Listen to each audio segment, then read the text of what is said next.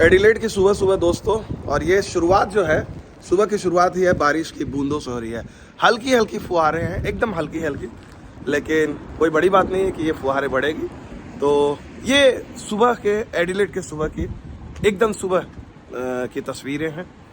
और मैच होने में हालांकि अभी भी वक्त है, थोड़ी सी फुहारें होकर रुक गई और उम्मीद करना चाहिए कि यही हो, ज़्यादा फुहारें ना हो। तो ऑस्ट्रेलिया की अलग अलग तस्वीरें आपको दिखा रहे हैं। और ये सुबह मार्केट में मैं हूँ, धूप खिली हुई है हालांकि, और ये नॉर्मल है, नॉर्मल धूप है, किसी तरह की दिक्कत नहीं है। और अगर यही धूप बनी रही तो मैच में किसी तरह की दिक्कत नहीं होनी चाहिए। ये पीछे, मेरे पीछे जो आप होटल देख रहे हैं, 150 साल पुराना होटल है। जी हाँ, 1887 का ये होटल है। तो मैंने सोचा कि एडिलेड की सड़कों में घूमकर ही थोड़ा वेदर का अपडेट ले लिया जाए।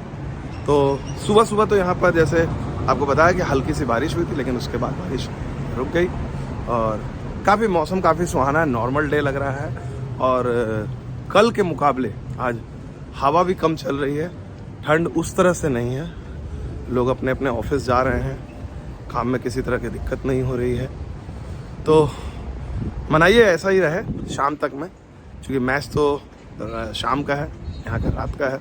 तब तक बारिश में क्या होगा वो तो पता नहीं है, वो तो स्टेडियम से बाहर आपको लाइव के दौरान बताएंगे। लेकिन फ़िलहाल तो यही है, बहुत ज़्यादा समस्या वेदर को लेकर फ़िलहाल नहीं दिख रही है।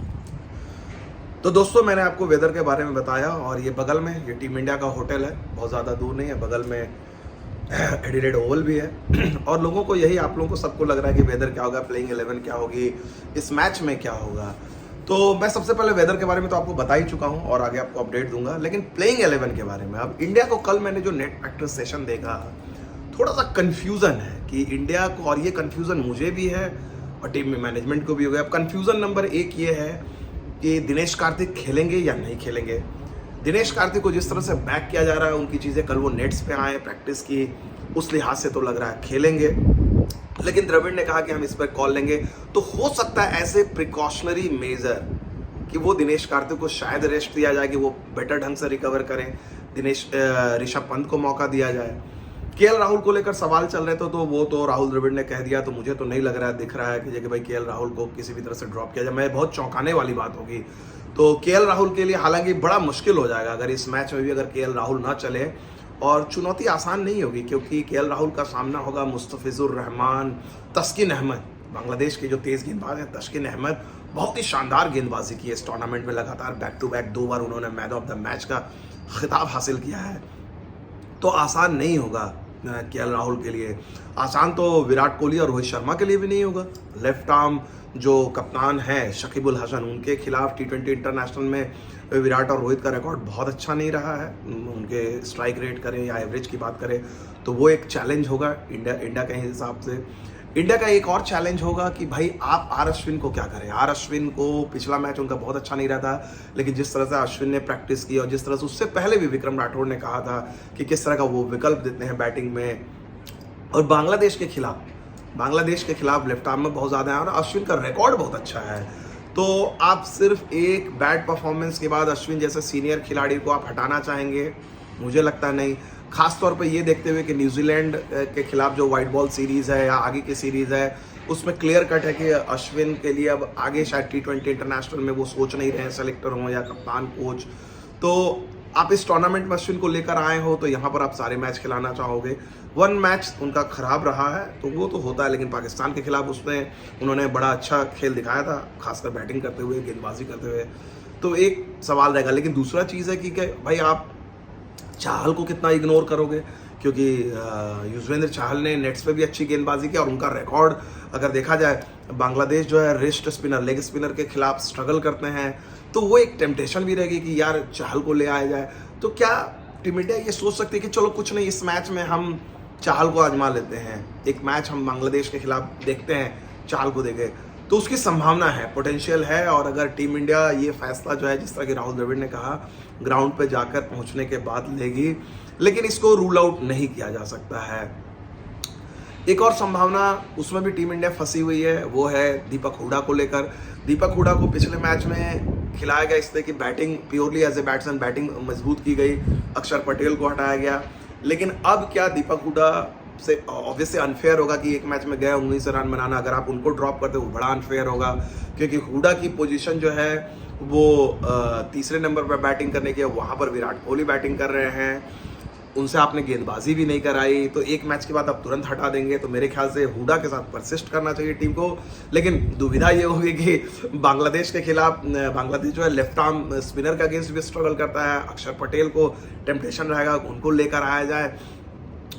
तो ये बड़े ifs and buts team India के लिए हैं। मतलब ऋषभ पंत की आप बात करें, अश्विन की बात करें, चाहल की बात करें, दीपक हुडा की बात करें, तो ये 4-5 खिलाड़ी जो हैं इन एंड आउट कंटेंशन वाली बात है। और मतलब बड़ा अजीब सा है। आप अगर आप देखिए टीम इंडिया को, मतलब एक मैच उन्होंने पाकिस्तान के खिलाफ जीता, जो राहुल द्रविड़ ने खुद कहा कि हालत खराब थी, लिटरली जीते। उसका साउथ अफ्रीका एक बड़ा गेम था, वहाँ फाइट बहुत अच्छा किया, हार गए। तो 3 मैच के बाद भी इंडिया के 4 पॉइंट हैं, बांग्लादेश के भी उतने ही पॉइंट हैं।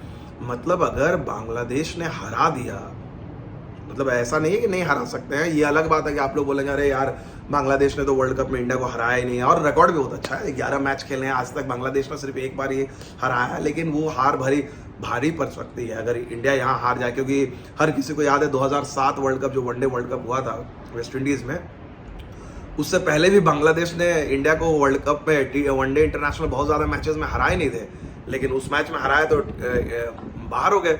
और ये एक टैक्टिक्स भी है शकीबुल हसन की, दबाव इंडिया पर डालने का कि भाई आप वर्ल्ड कप फेवरेट्स हो, हम तो नहीं, हमें पास खोने को कुछ नहीं है।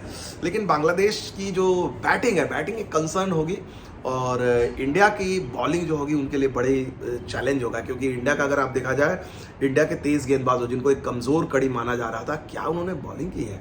पावर प्ले में इंडिया के बॉलर से बेहतरीन इकोनॉमी रेट करीब 4.5 का है, विकेट भी उन्होंने लिए हैं, कोई भी आसपास नहीं है। भुवनेश्वर कुमार, मोहम्मद शमी और अर्शदीप की तिकड़ी ने क्या गेंदबाजी की, और हार्दिक पांड्या तो है ही।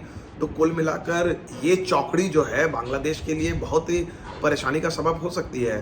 तो मुझे ये लगता है, लेकिन एक बल्लेबाज अगर सबकी बात करें, एडिलेड का मैदान, हालांकि राहुल द्रविड़ ने कहा, राहुल द्रविड़ से आखिर में पूछा गया था इस शहर से आपकी क्या यादें हैं, तो राहुल द्रविड़ ने हंसते हुए कहा, oh Adelaide wonderful city, lots of lovely memories.